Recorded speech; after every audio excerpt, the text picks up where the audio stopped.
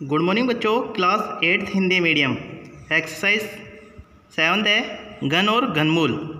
अब देखिए घन किसे कहते हैं?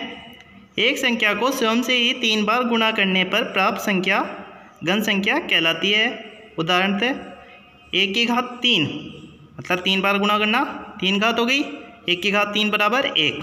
अब देखिए इसमें कुछ महत्वपूर्ण बातें। फर्स्ट है किसी भी विषम संख्या का घन विषम होता है। जैसे आप देखोगे 1 का घन 1 ही हो गया, विषम संख्या है। 3 का घन देखेंगे 27, 27 विषम संख्या है। ऐसे ही दूसरा पॉइंट है किसी भी सम संख्या का घन सम होता है।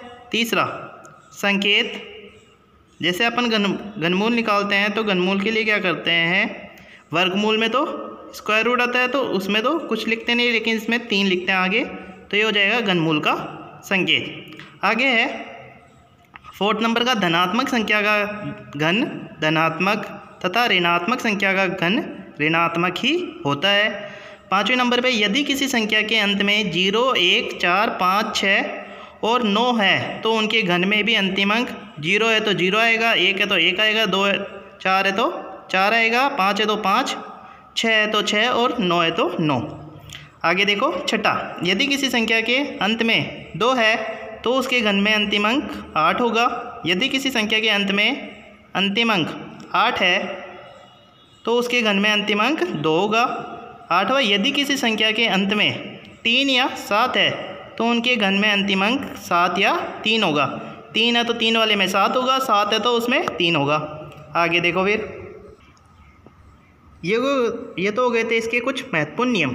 आगे देखते हैं घन 1 से लेके 20 तक ये घन देखते हैं। ये आपको याद करना है और अपनी कॉपी में भी ये पूरा काम करना है। तो देखिए संख्या 1, घन का मतलब 3 बार गुणा करते हैं तो 1 को 3 बार गुणा करेंगे 1 आएगा। ऐसे 2 का घन, 2 को अगर 2 गुणा 2 गुणा 2 लिखेंगे मतलब 3 बार गुणा करेंगे कितना आएगा 8।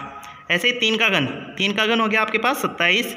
4 का घन, 4 को 3 बार गुणा करोगे 4 गुणा 4 गुणा 4 बराबर 64। 5 का घन, 5 गुणा 5 गुणा 5 बराबर 125। ऐसे 6 का घन, 6 गुणा 6 गुणा 6 बराबर 216। 7 का घन, 7 गुणा 7 गुणा 7 बराबर 343।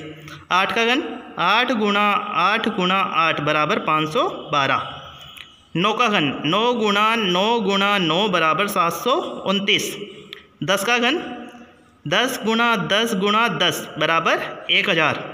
11 का घन, 11 गुणा 11 गुणा 11 बराबर 1331। 12 का घन, 12 गुणा 12 गुणा 12 बराबर 1728। ऐसे 13 का घन ज्ञात करते हैं, 13 गुणा 13 गुणा 13 बराबर 2197। 14 का घन, 14 गुणा 14 गुणा 14 बराबर 2744। 15 का घन, 15 गुणा 15 गुणा 15 बराबर 3375। फिर 16 का घन, 16 गुणा 16 गुणा 16 बराबर 4096। 17 का घन, 17 गुणा 17 गुणा 17 बराबर 4913। आगे है 18 का घन, 18 गुणा 18 गुणा 18 बराबर 5832।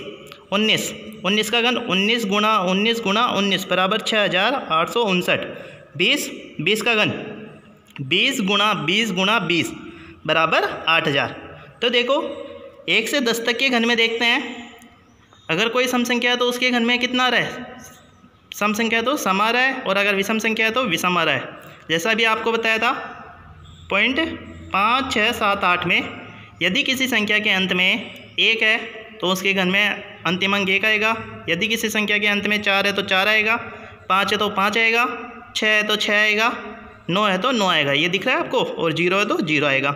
ऐसे ही किसी संख्या के अंत में अगर 2 है, किसी संख्या के अंत में 2 है तो उसका अंतिम अंक कितना आएगा 8। और यदि किसी संख्या के अंत में 8 है तो उसका अंतिम अंक कितना आएगा घन में 2।